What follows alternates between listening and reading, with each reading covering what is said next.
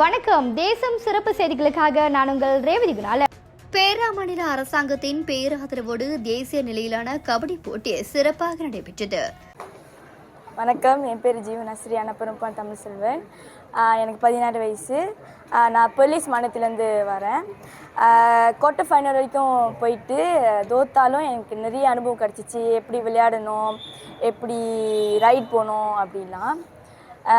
சுக்மா வரைக்கும் போகிறதுக்கும் வாய்ப்பு கிடச்சிச்சு. சுக்மாவில் இன்னும் நிறையா அனுபவம் கிடைக்கும்னு நான் இது. என் பேர் விக்ரம், போலீஸ் டீம்லேருந்து வரோம். ஸோ இந்த டோர்னமெண்ட்டில் எங்களுக்கு 3rd ப்ரைஸ் கிடச்சிருக்கு. ஸோ இன்னும் சுக்மாவுக்கு ரெடி ஆகிக்கிட்டு இருக்கோம். இந்த டோர்னமெண்ட்டில் அனுபவம் கற்றுக்கிட்டோம். ஸோ சுக்மாவுக்கு இன்னும் நல்லா ப்ராக்டிஸ் பண்ணி இன்னும் நல்லா விளையாடுவோம்னு நம்புகிறோம். வணக்கம், என் பேர் சீதா தேவி பாலன். நான் போலீஸ் டீம்லேருந்து வந்திருக்கேன். இது என்னோடய ஃபர்ஸ்ட் கேம், நேஷனல் கேம். அதுவும் எங்கள் பேரா கம்பேரில் மொத்தம் 12 டீம் வந்தோம். எங்கள் டீம் குவார்ட்டர் ஃபைனலுக்கு பாஸ் ஆகலை. பட் இருந்தாலும் நாங்கள் சாட்டிஸ்ஃபைட் தான். ஏன்னா இது எங்கள் ஃபர்ஸ்ட் டைம் இந்த கேம்னால. இதை நாங்கள் இன்னும் எக்ஸ்பீரியன்ஸாக எடுத்துக்கிட்டு சுக்மாவில் வரதில் எனக்கு நல்லா கண்டிப்பாக நல்லபடியாக பண்ணுவோம். நன்றி. பேரா கம்பாரில் உள்ள ரகன்முடா மண்டபத்தில் நடைபெற்ற இப்போட்டிகள் 12 மாநிலங்களில் இருந்து அதன் மாநிலங்களை பிரதிநிதித்து கலந்து கொண்டனர். இதில் ஆண்கள் பிரிவில் விளாய மாநிலம் முதல் நிலையிலும், 2வது நிலையில் கடா மற்றும் 3வது நிலையில் முறையே பெர்லிஸ் மற்றும் தெலங்கானா மாநிலங்கள் வாகை சூடியது. வணக்கம், என் பெயர் கிருத்திகா காமராஜ். நான் விளையா டீமில் சார்பாக இந்த கேம் விளையாண்டுருக்கேன். இன்றைக்கி எங்களுக்கு 2வது இடம் கிடச்சிருக்கு. இதை நினச்சி நான் ரொம்ப ஃபீல் பண்ணுறேன். இதுக்கு முன்னாடி நிறைய கேம் போயிருக்கேன். திஸ் இஸ் ஃபர்ஸ்ட் டைம், மொதல் தடவை நான் 2வது எடுத்திருக்கோம். அடுத்த வாட்டி கண்டிப்பாக இன்னும் நிறைய போட்டியில் கலந்துட்டு வர ட்ரை பண்ணுவேன். ஓகே, வணக்கம். நான் ரமேஷ்ராஜ் முருகன். நாங்கள் ஜொகூர் மாநில கபடி சங்கத்திலேருந்து வரோம். எங்களுக்கு இந்த பேராவோட இந்த வருஷத்துக்கான டோர்னமெண்ட் எங்களுக்கு ஏற்கனவே பல அனுபவங்கள் இருந்தாலும் ஒவ்வொரு தடவையும் நமக்கு புது புது புது விஷயத்தை கற்றுக்கிறதா இருக்கும். மேலும் பார்த்திங்கன்னா இந்த வருஷம் சுக்மா 2026 ஏதாவது ஒரு மெடல் நாங்கள் போடியம் ஏரில் தான் எங்களோட டார்கெட் இந்த வருஷம். ஸோ அது நடக்கும்னு நம்புகிறோம். அதுக்காக தான் இவ்வளோ பாடுபட்டுக்கிட்டு இருக்கோம். நன்றி. வணக்கம், என் பேர் யாத்தேஷ். என் அப்பா பேர் விஸ்வநாதன். இவரும் என் டீம்மேட். நாங்களாம் பின்னாங்கிலேருந்து வரோம். இவர் பேர் அஸ்வின். ஸோ நாங்கள் இன்றைக்கி இந்த போட்டியில் குவார்ட்டர் ஃபைனல் வரைக்கும் போயிட்டு தோத்தாலும் எங்களுக்கு நிறைய எக்ஸ்பீரியன்ஸ், நிறைய எக்ஸ்பீரியன்ஸ் கெயின் பண்ணோம். ஸோ நாங்கள் நிறைய ஸ்கில்ஸ் கற்றுக்கிட்டோம். மற்ற டீம்லேருந்து ஸ்கில்ஸ் கற்றுக்கிட்டோம். ஸோ எங்களுக்கு நிறையா எக்ஸ்பீரியன்ஸ் கற்றுக்கிறதுனால நாங்கள் அடுத்த கேம், அதாவது சுக்மா நாங்கள் இன்னும் ட்ரெயின் பண்ணி இன்னும் சிறப்பாக விளையாடுவோன்னு எங்கள் மேலே நம்பிக்கை இருக்குது. அவ்வளோதான். நன்றி. கபடி என்பது இந்தியாவின் பாரம்பரிய விளையாட்டு. இது இந்தியாவின் பூர்வீக விளையாட்டாக இருந்தாலும் 1990 இருந்து ஆசிய விளையாட்டில் அதிகாரப்பூர்வ விளையாட்டாக அங்கீகரிக்கப்பட்டு இன்று சுமார் உலகளவில் 50 நாடுகளில் இந்த விளையாட்டை விளையாடி வருகிறார்கள். மூச்சு, வலிமை, வேகம், சாமர்த்தியம் எல்லாம் தேவைப்படுகிற ஒரு விளையாட்டு. எந்த உபகரணமும் இல்லாமல் வெறும் மன தைரியத்தோடு ஆடுகிற ஒரு விளையாட்டு. தமிழ்நாட்டில் தொடங்கிய விளையாட்டு இன்றைக்கு உலகம் முழுக்க விளையாடுவதை காணும்போது மகிழ்ச்சியாக உள்ளது. அனைவருக்கும் வணக்கம். என் பேர் விமிஷா இளமாறன். நான் பெர்லி ஸ்டேட்லேருந்து வரேன். ஸோ பெர்லிஸில் சீனியர் பிளேயர் அண்ட் அப்கமிங் கோச்சாக இருக்கேன். இன்றைக்கி நடந்த இந்த மாநிலங்களுக்கு நடுவில் இருக்கிற இந்த போட்டியில் நிறைய மாநிலங்கள் கலந்துக்கிட்டாங்க. பெண்கள் அணிலேயும் ஆண்கள் அணிலேயும். அப்போ நிறையா தேர்ச்சி பெற்று நிறைய அனுபவங்கள் நாங்கள் பெற்றுக்கிட்டோம். ஆக இன்றைக்கி நடந்த இந்த போட்டி மூலியமாக நானும் சரி, மற்ற விளையாட்டாளர்களும் சரி, அவங்க நிறைய அனுபவங்கள் பெற்று அதில் வெற்றி அடைஞ்சவங்களும் இருக்காங்க. நிறைய தோல்வி அடைஞ்சி கற்றுக்கொண்டவர்களும் இருக்காங்க. அடுத்து வர போட்டிகள் அனைத்துமே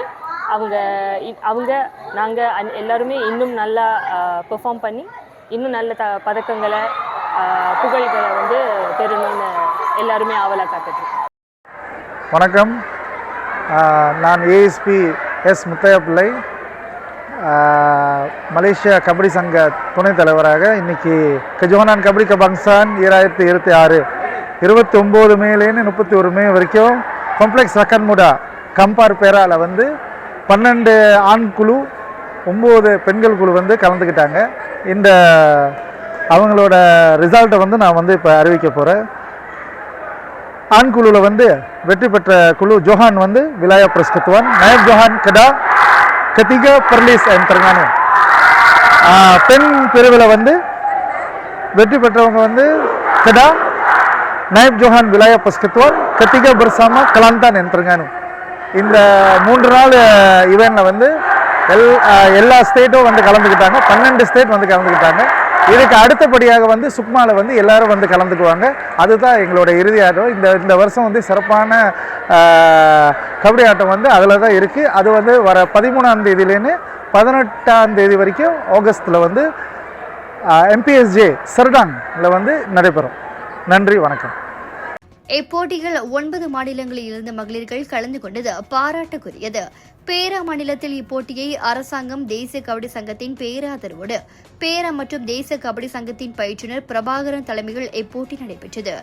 இப்போட்டி பிரிவில் ஸ்லாங்கூரில் நடைபெறவிருக்கும் சுக்மா போட்டிகள் தங்களின் ஆற்றலை வெளிப்படுத்த பேருதவியாக இருந்ததாக நிகழ்வில் கலந்து கொண்ட போட்டியாளர்கள் கூறினர். நான் அருள் பிரகாஷ் பாலகிருஷ்ணன், மலேசியா போலீஸ் காவல்துறையில் ஏஎஸ்பியாக பணிபுரிகிறேன். மலேசியா கபடி சங்கத்தோட பொதுச் செயலாளர் நான். ஸோ இன்று நீங்கள் பார்த்தீங்கன்னா மலேசியா கபடி போட்டி நடக்குது, அண்டர் 21 நடக்குதுங்க. ஸோ இது வந்து நம்ம பேராவில் கொண்டு வந்ததுக்கு முக்கிய காரணம் நம்ம கோச் பிரபாகரன். இது வந்து பேரா கபடி குழுவோட தலைவர், கோச் அண்ட் மலேசியா கோச்சும் இவர் தான். ஸோ பெரிய ப்ரொஃபைலில் இருக்கிற அவர். ஸோ அவருக்கு ஹெல்ப்ஃபுல்லாக டேரன், மோகன் இவங்களாம் பேராவோட கோச்சஸ். ஸோ இன்றைக்கி விமரிசையாக இங்கே பேராவில் நடக்குதுன்னா அதுக்கு இவங்க தான் முக்கிய காரணம். நீங்கள் பார்த்தீங்கன்னா இதுதான் முதல் தடவை சரித்திரத்தில் 12 ஆண்கள் டீம் 9 பெண்கள் டீம் கலந்துக்கிறாங்க. அதாவது இன பாகுபாடு இல்லாமல் சரவா, தெலுங்கானு அந்த டீமில் வந்து மலாய்க்காரங்க, சைனீஸ். ஸோ இந்த மாதிரி இப்போ வந்து கபடின்றது வந்து இன பாகுபாடு ஒரு கேமு. நிறைய பேர் விளாட ஆரம்பிச்சிட்டாங்க. நீங்கள் பார்த்தீங்கன்னா இதுக்கு முன்னால் ஒரு கேமில் வந்து நாங்கள் வந்து ஒரு கோல்டு மெடல், ஒரு சில்வர் மெடல், 4 வெண்கலம் வென்று சரித்திரம் படைச்சிருக்கோம். ஸோ அது ஃபர்ஸ்ட் டைம் நம்ம கேமில் ஜெயிச்சிருக்கோம். அதுவே நம்மளுக்கு வந்து ஒரு தூண்டுகோலாக நிறைய பேர் இந்த கபடி கேமுக்கு அழைச்சி வந்திருக்கு. ஸோ நீங்கள் பார்த்தீங்கன்னா ஃபர்ஸ்ட் டைம் நம்ம இவ்வளோ டீம் வந்திருக்கோம். இன்னும் எதிர்காலத்தில் இன்னும் ஒரு நிறைய டீம் வரப்போகுது. ஸோ அதனால் கண்டிப்பாக மலேசியா மக்கள் நிறைய சப்போர்ட் கொடுத்துக்கிட்டே இருங்க. அது இந்த மண்ணில், இந்த பேரா மண்ணில் இது நடக்கிறதுனால இன்னும் இந்த பேராவில் இன்னும் நிறையா டீம்ஸ் வரும். அது எங்களுடைய ஒரு வேண்டுகோள். நன்றி, வணக்கம். என் பெயர் பவானி வீரையா என்ற ஷாஷா. நான் வந்து மாலிம் நவார் சட்டமன்ற உறுப்பினர். இன்றைக்கு இங்கே காம்ப்ளெக்ஸ் ரக்கான் முடா கம்பாரில் வந்து கபடி போட்டி ஒன்று நடந்தது. இது தேசிய அளவில் இன்றைக்கு இங்கே நடந்து கொண்டு இருக்கு. 29ஆம் தேதியிலேருந்து 31ஆம் தேதி வரைக்கும் இந்த போட்டி நடந்து கொண்டு இருக்கு. இன்றைக்கு வந்து எனக்கு ரொம்ப மகிழ்ச்சியாக இருக்குது. ஏன்னா 12 ஸ்டேட்ஸ்லேருந்து, மாநிலத்திலேருந்து ஆண்கள் அணி வந்திருக்கிறாங்க. அண்ட் தென் 9 ஸ்டேட்லேருந்து பெண்கள் அணியும் வந்திருக்கிறாங்க. ரொம்ப பெருமைக்குரியான ஒரு விஷயம் என்றால் பெண்களோட பங்களிப்பு இங்கே வந்து ரொம்ப மகத்தான ஒரு விஷயமா இருக்கு. இத்துடன் இன்றைய செய்திகள் நிறைவடைகின்றன. மேலும் பல ஆன்மீக செய்திகளை தெரிந்து கொள்ள தேசம் டிவி மலேசியா யூடியூப், டிக்டாக் மற்றும் இதர சமூக வலைத்தளங்களை பின்தொடருங்கள். உங்களிடமிருந்து விடைபெறுவது நான் உங்கள் ரேவதி குணாளன். மக்களோடு தேசம், தேசத்தோடு மக்கள். நன்றி, வணக்கம். ஒரு வீட்டுக்கு ஒரு பட்டதாரி எனும் நிலை போய் ஒரு வீட்டுக்கு பல மருத்துவர்களை உருவாக்கும் நடவடிக்கையில் இறங்கியுள்ளது எய்ம்ஸ் பல்கலைக்கழகம். இந்திய மாணவர்களின் எதிர்காலத்திற்கு அடித்தளம் அமைக்கும் எய்ம்ஸ் பல்கலைக்கழகம் MIED வழி மாணவர்களின் பொருளாதார பிரச்சனையை கல்வி உபகார சம்பளம், கல்வி கடனுதவி மூலம் தீர்த்து வைக்கிறது. எய்ம்ஸ் பல்கலைக்கழகம் தரத்தில் உயர்ந்தது, போதனைகள் சிறந்தது, மாணவர்களுக்கு நிலையானது. இன்றைய நாடுகள் எய்ம்ஸ் பல்கலைக்கழகம்.